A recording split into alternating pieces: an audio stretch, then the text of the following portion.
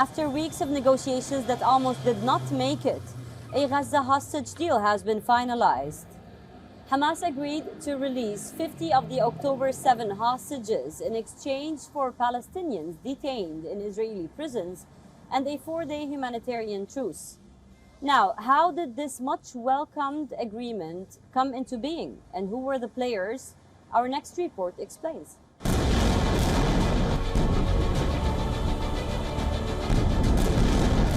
Seven weeks of indiscriminate fighting.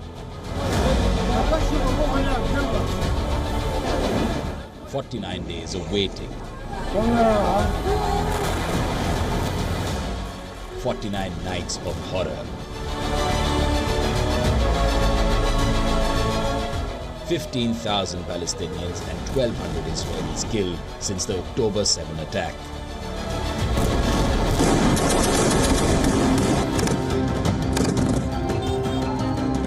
It is the biggest moment in the Israel-Hamas war.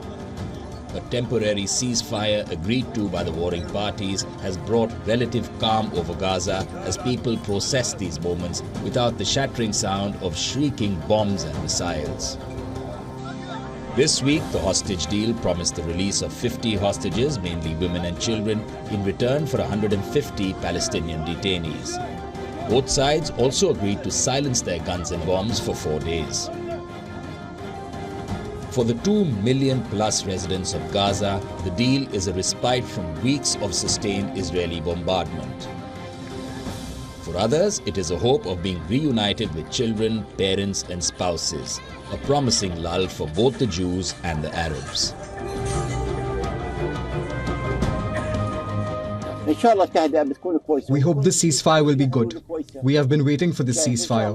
We have been hoping for it. We pray for peace for all people so we can be done with all these challenges we're facing.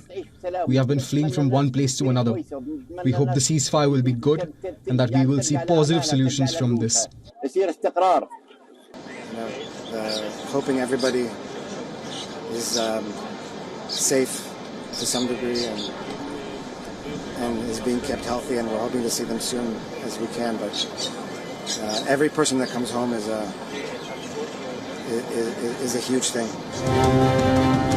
Hamas has given its list of 50 hostages to be released in the first phase. It did not publicly announce the names, but said they will all be women and children. The list itself had been a big hurdle in securing the deal.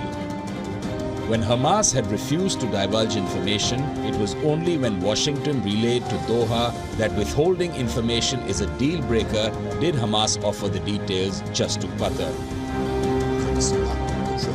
Israel also published the names of 300 Palestinians, half of whom could be released should the truce outlive the initial 4-day period.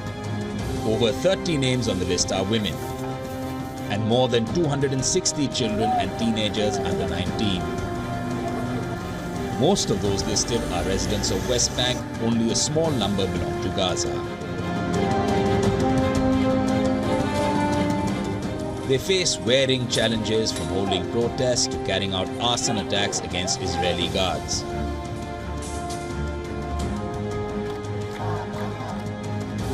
During the truce period, Israel will let in some 308 trucks pass through Egypt into Gaza.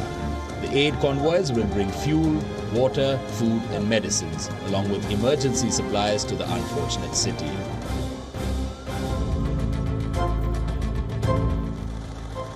American officials say the groundwork for talks began soon after the Israeli offensive began in Gaza.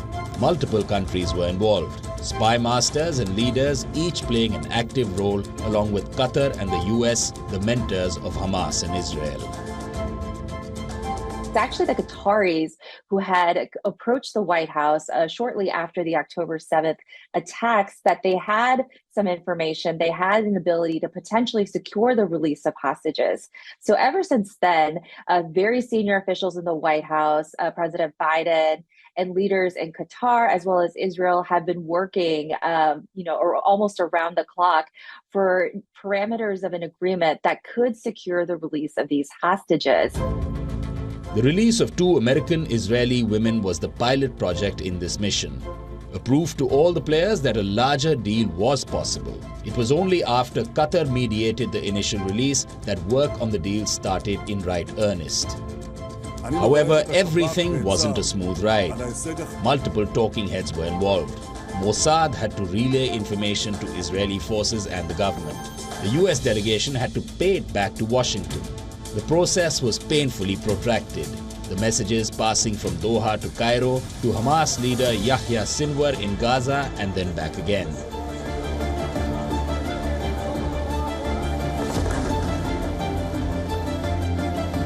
After the strikes that continued till the last second of the truce, the lull in fighting has ignited hope in traumatized Gazan minds.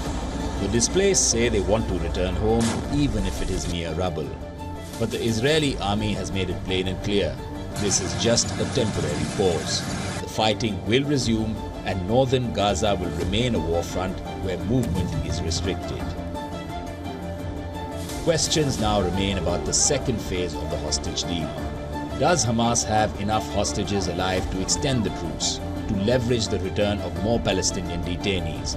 And if alive, whether they are in its captivity or with other militant groups?